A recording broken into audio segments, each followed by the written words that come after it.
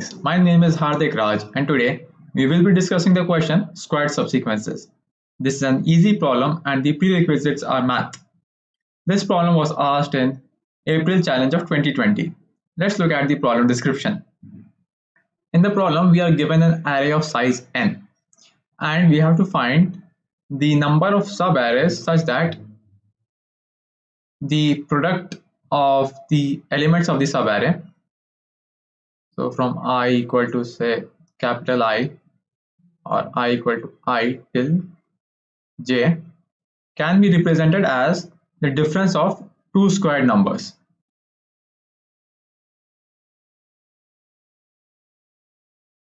Right, so this is what you want to do. So let's say our array is something like this, 1, 2 and 3. So the sub arrays would be 1, 2, 3, 1, 2, 2, 3 and 1, 2, 3. Now the product of the respective sub arrays would be 1, 2, 3, 2, 6 and 6. And we want to know whether or not this can be represented as the difference of two squares. So 1 can be represented as 1 squared minus 0 squared. So this is fine. You will see that 2 cannot be represented. Now for 3 can be represented as 2 squared minus 1 squared, which is 4 minus 1. So this is also fine. Again, 2 cannot be represented, 6 cannot be represented, and 6 cannot be represented. So in this case, the answer would have been 2. Alright, let's take another example. Here we have 2, 5 and 6. The sub arrays would be 2, 5, 6, 2, 5, 5, 6 and 2, 5, 6. In this case, the products would be 2, 5, 6, 10, 30 and 60. So again, 2 cannot be represented. 5 can be represented as 3 squared minus 2 squared, that is 9 minus 4. Again, 6 cannot be represented, 10 cannot be represented, 30 can also not be represented, and 60 can be represented as 8 square minus 2 square. Alright, so the theory. Okay, in this case the answer would have been 2. So the theory is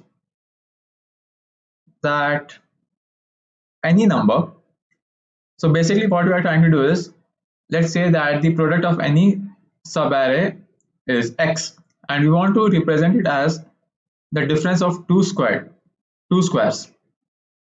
So in this case, x should either be an odd number or x should be a multiple of 4. Only in these two cases can x be represented as a difference of two squares. You can read more about it from here. I will include this link in the description. Okay, let's look at the brute force approach first. What we will be doing is we will be generating all subarrays. Generating all subarrays take O of n squared time complexity. And for each subarray, we will be check if the product of the subarray is either an odd number or the product is divisible by 4. In this case, we will increment the count of total subarrays, and in this case also we will increment a total answer. Sorry, we will initialize. Okay, wait, it should be over at the top. So initialize answer equal to 0.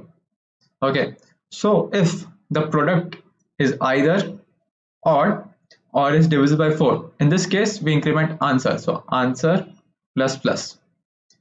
Else we do nothing and just move on to the next subarray. So yeah, the time complexity is O of n squared and the space complexity is O of 1.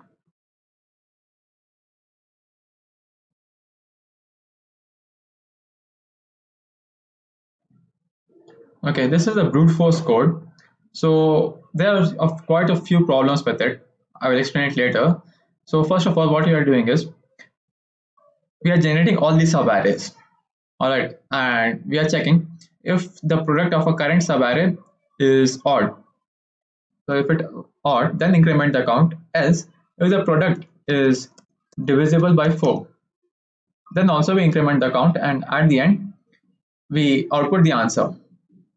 But the thing is, in the question it is given that each element of the array can be up till 10 power 9.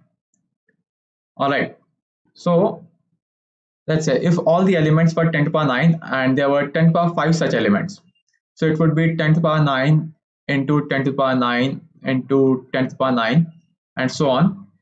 So it would be something like 10 9 plus 9 plus 9, and you will do it up till 10 to the power 5. So this will be also up till 10 to the power 5. All right, and then this would be 9 into 10 to the power 5.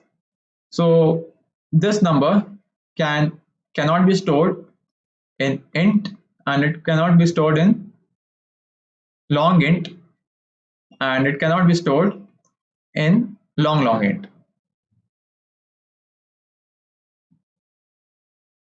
So we won't be able to store this answer, and in this case it would give us an overflow error, and hence our answer would be wrong. So let's look at the optimal approach. Okay, in the optimal approach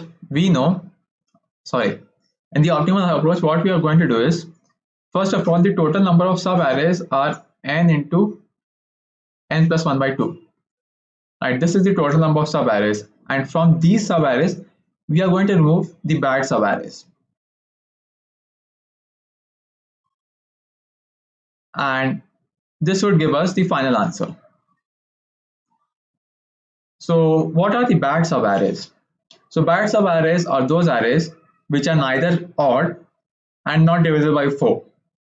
Right, so neither odd nor divisible by 4. So if they are not odd, then that means it should be even, right? And if it is not divisible by 4,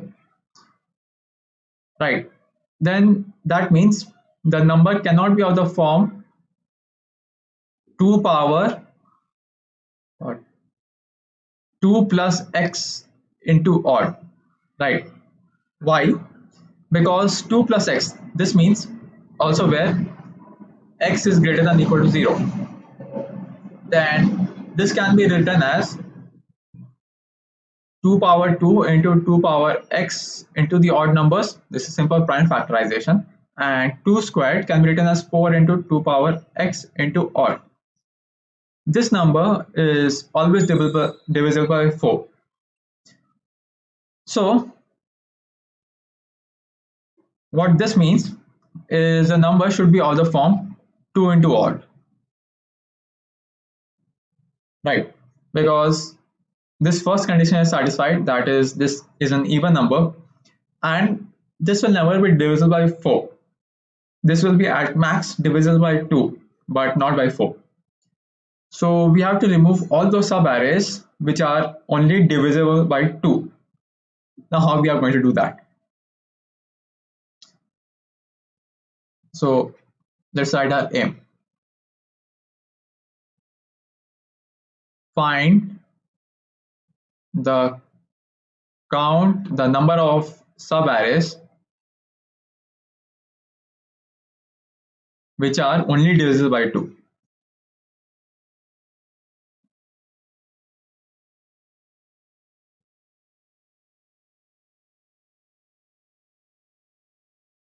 Or we can say, but before that, let's say that if we have an odd number, then this can be written as 2 power 0 into 3, right? Say 5. 5 can also be written as 2 power 0 into 5. 15 can be written as 2 power 0 into 3 power 1 into 5 power 1.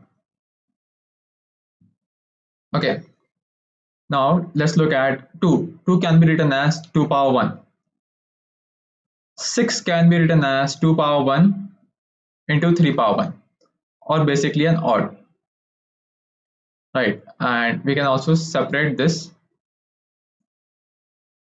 We can say that this is odd. 10 can also be written as 2 power 1 into some other part. We don't care about that. Actually, an odd part. We don't care what that odd part is. Next, 4 can be written as 2 squared. 8 can be written as 2 power 2 into 2 power 1. 20. 20 can be written as 2 squared into some other part. Some other part. Okay. Similarly, 64 or 1, yeah, 64, yeah, 64. 64 can be written as 2 squared into some other part. Now, from all of these, notice that if the number is odd, the highest power of 2 is 0. If the number is divisible by 2 but not divisible by 4, in this case, the highest power is 1. The highest power of 2 is 1. And if the number is divisible by 4, the lowest power of 2 is 2. So using this, what we are going to do is, we are going to create a new array. Alright, our new array of I would be either 0, 1 or 2. 0 if the number is odd, that is, if array, if the original number is odd.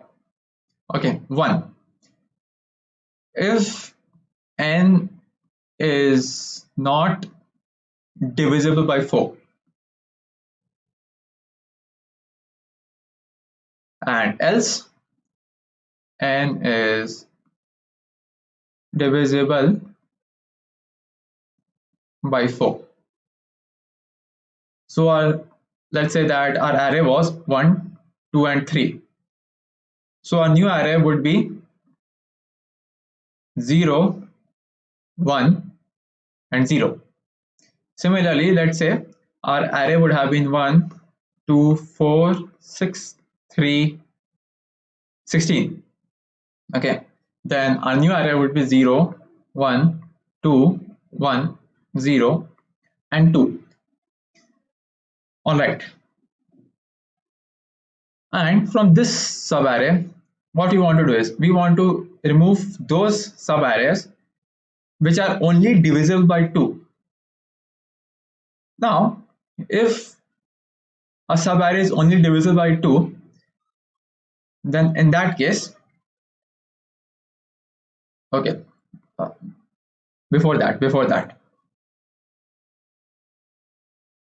let's say we have an odd number 3. So in that case, the highest power of 2 would be 0. Again, if we multiply it by an odd number, then again we are adding 0 to the power of 2, right? If we have an even number, let's say it was 6 only, then 2 would be added 1 over here. So this is something like 3 into 9 into 6, and we are looking at powers of 2, so it would be 2 power 0 into 2 power 0 into 2 power 1. Forget about the odd part, so it would be 2 power 0 plus 0 plus 1. So till now, right now, this is a bad subarray, right? Because it is only divisible by 2 and not by 4. Next, again, if we add 0, then it would remain a bad subarray. But if we encounter either 1 or 2, then this subarray would be divisible by 4. and we don't want that. We want to find number of some we want to find the number of such sub arrays which are only divisible by 2, and in this case it would be those sub arrays in which the sum of the power of 2 is 1. So our objective,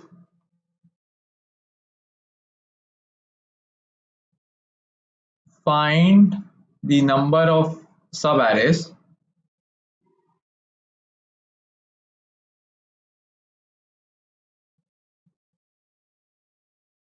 whose such the number of sub arrays whose sum is 1. So this is a pretty standard problem which is solved using an unordered map. You can read it about over here. I will provide a link in the description. So let's look at the code.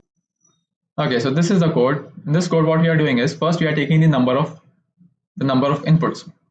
Next, for each input, we check if the number is divisible by 4. In this case, we represent it as 2. Else, if the number is divisible by 2, that is not divisible by 4, but it is an even number. In this case, we represent it as 1. Else, the number is odd, we represent it as 0. Tot stores the total number of subarrays, and from this we have to remove the number of bad subarrays. So this is a pretty standard stuff. What we are doing is calculate the number of subarrays whose sum is exactly 1. So you can read about this over here, number of subarrays having sum exactly equal to k. So here k is 1, and I just copy pasted the code from here only. Yeah, so this is pretty much the same thing, and at the end we just output the total number of good subarrays. So let's try to submit this solution.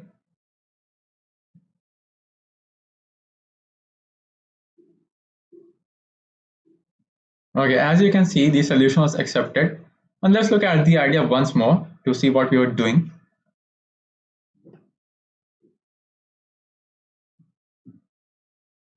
If a number is odd, in that case, the highest power of 2 would be 0.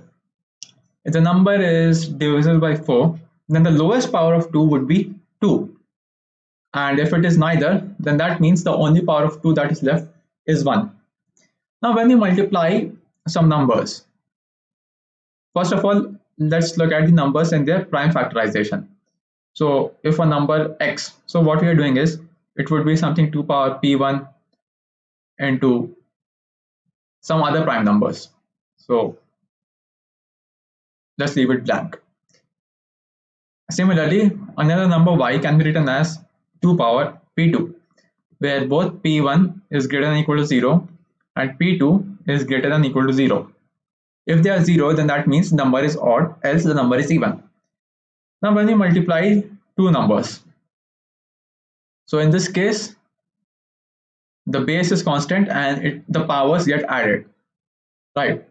And if p1 plus p2 plus all the numbers, say we multiplied some x numbers or some j numbers, so if this is equal to 1, that means this whole range was only divisible by 2, and if it was equal to 0, then that means this range was, the product of this range was odd, and this is okay, this is not okay. And if it was greater than 1, then also this is okay, because this would be, in this case,